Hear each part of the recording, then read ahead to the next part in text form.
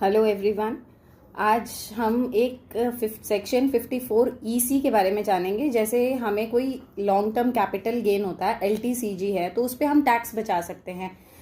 हमारे पास इसके लिए ऑप्शंस होती हैं 3, लेकिन बाकी जो 2 ऑप्शन है सेक्शन 54 और 54F, उसमें आपको ये होता है कि जितना भी आपका एलटीसीजी है, जैसे 54 में आपका जितना गेन है आपको री इन्वेस्ट करना पड़ता है रेजिडेंशियल प्रॉपर्टी में।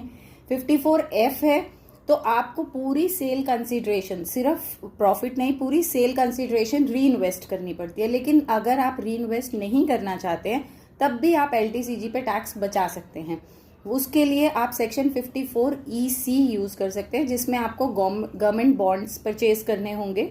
गवर्नमेंट बॉन्ड परचेज करके विद इन 6 मंथ्स, जब भी आपको एलटीसीजी आप अर्न करते हैं, जैसे ही आपका गेन होता है उसके 6 मंथ्स के अंडर आपको गवर्नमेंट बॉन्ड्स में अंडर सेक्शन 54 EC में जो स्पेसिफाइड बॉन्ड्स हैं उन्हीं में आप इन्वेस्ट कर सकते हैं। लेकिन इसका लॉक इन रहता है 5 ईयर्स तक।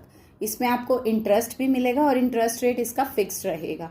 इससे क्या है कि आप जो आपकी टैक्स लायबिलिटी है उसे बचा सकते हैं, इंटरेस्ट भी अर्न करेंगे। 5 ईयर्स के बाद आप वो पैसा निकाल सकते हैं और यूज कर सकते हैं, आपको उस पर कोई टैक्स नहीं देना पड़ेगा।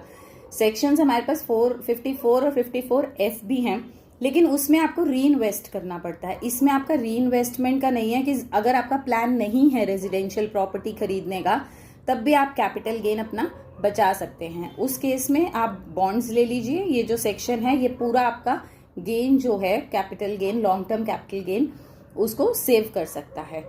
बस इसका लॉक इन रहेगा 5 ईयर्स का। Thank you.